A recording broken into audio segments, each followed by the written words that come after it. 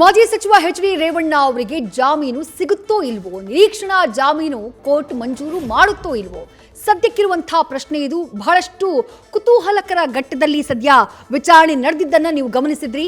H D. Revanna ಅವರ ಪರ ವಕೀಲರಾಗಿರುವಂತಹ ಮೂರ್ತಿ D Nayak ಅವರು, ಹಾಗೆಯೇ ಎಸ್ಐಟಿ ಪರ ಸ್ಪೆಷಲ್ ಪಬ್ಲಿಕ್ ಪ್ರಾಸಿಕ್ಯೂಟರ್ ಜಗದೀಶ್ ಅವರು ಮಂಡನೆ ಮಾಡಿದಂತಹ ವಾದವನ್ನು ಗಮನಿಸಿದ್ರಿ. ಯಾವ ಆಧಾರದ ಮೇಲೆ ಎಚ್.ಡಿ. ರೇವಣ್ಣ ಅವರಿಗೆ ನಿರೀಕ್ಷಣಾ ಜಾಮೀನನ್ನ ಮಂಜೂರು ಮಾಡಬೇಕು ಅನ್ನೋ ಬಗ್ಗೆ ತಮ್ಮ ವಾದವನ್ನ ಮಂಡನೆ ಮಾಡಿದ್ರು ಎಚ್.ಡಿ. ರೇವಣ್ಣ ಅವರ ಪರ ವಕೀಲರಾಗಿರುವಂತಹ ಮೂರ್ತಿ ಡಿ ನಾಯಕ್ ಅವರು. ಮತ್ತೊಂದು ಕಡೆಗೆ ಯಾವ ಕಾರಣಕ್ಕಾಗಿ ಎಚ್.ಡಿ. ರೇವಣ್ಣ ಅವರಿಗೆ ನಿರೀಕ್ಷಣಾ ಜಾಮೀನನ್ನ ಮಂಜೂರು ಮಾಡಬಾರ್ದು, ಮಾಡಿದ್ರೆ ಏನಾಗುತ್ತೆ, ಈ ಬಗ್ಗೆ ತಮ್ಮ ವಾದವನ್ನ ಮಂಡನೆ ಮಾಡಿದ್ರು ಎಸ್ಐಟಿ ಪರ ವಕೀಲರಾಗಿರುವಂತಹ ಸ್ಪೆಷಲ್ ಪಬ್ಲಿಕ್ ಪ್ರಾಸಿಕ್ಯೂಟರ್ ಜಗದೀಶ್. ಎರಡೂ ಕಡೆಯ ವಾದ ಪ್ರತಿವಾದವನ್ನ ಆಲಿಸಿದಂಥ ಜನಪ್ರತಿನಿಧಿಗಳ ವಿಶೇಷ ನ್ಯಾಯಾಲಯದ ನ್ಯಾಯಾಧೀಶರು ಸದ್ಯ ಆದೇಶವನ್ನ ಬರೆಸೋದಾಗಿ ಹೇಳಿ ವಿಚಾರಣೆಯನ್ನ ಮುಂದೂಡಿಕೆ ಮಾಡಿದ್ದಾರೆ. ಕೆಲ ಕಾಲ ವಿಚಾರಣೆಯನ್ನ ಮುಂದೂಡಿಕೆ ಮಾಡಿದ್ದಾರೆ.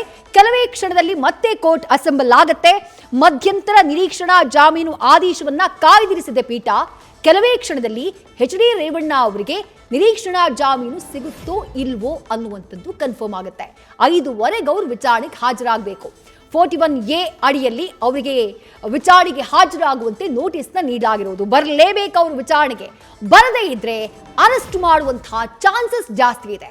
ಏನ್ ಹೇಳಿದ್ರು ಕೋರ್ಟ್ನಲ್ಲಿ ಎಚ್.ಡಿ. ರೇವಣ್ಣ ಅವರ ಪರ ವಕೀಲರು ಅನ್ನೋದನ್ನ ಗಮನಿಸಿದ್ವಿ. ಬಹಳ ಸ್ಪಷ್ಟವಾಗಿ ಅವ್ರು ಹೇಳ್ತಾರೆ, ನನ್ನ ಕಕ್ಷಿದಾರನಿಗೆ ರಕ್ಷಣೆಯನ್ನ ನೀಡಬೇಕು. ರಕ್ಷಣೆ ಅಂದ್ರೆ ಏನು?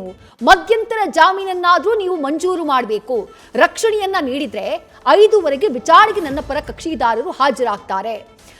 ನೆಕ್ಸ್ಟ್ ಮೊಮೆಂಟ್, ನೀವು ನಿರೀಕ್ಷಣಾ ಜಾಮೀನನ್ನ ನೀಡಿದಂತಹ ನೆಕ್ಸ್ಟ್ ಮೊಮೆಂಟ್ ನನ್ನ ಕಕ್ಷಿದಾರ ವಿಚಾರಣೆಗೆ ಹಾಜರಾಗ್ತಾರೆ. ಇಲ್ಲ ಅಂದ್ರೆ ವಿಚಾರಣೆಗೆ ಹಾಜರಾಗುವುದಕ್ಕೆ ಸಾಧ್ಯ ಇಲ್ಲ.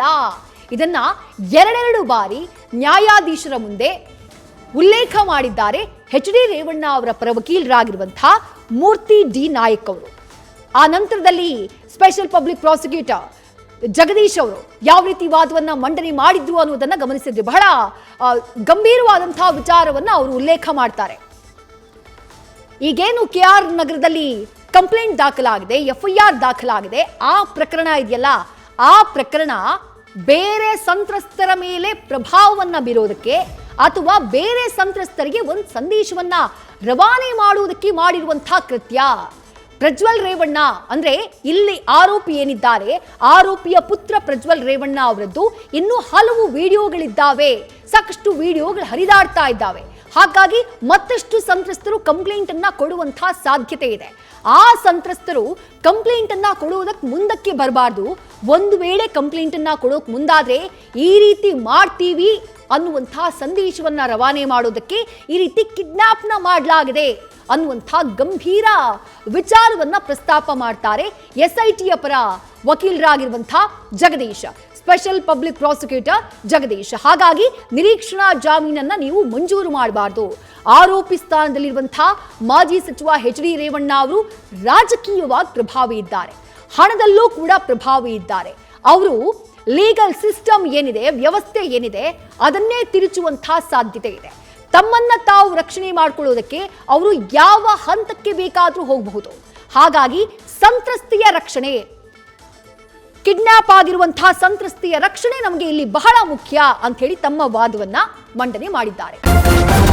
ನ್ಯೂಸ್ ಫಸ್ಟ್, ನಿರ್ಭೀತಿಯಿಂದ ನಿಮ್ಮ ಪರವಾಗಿ.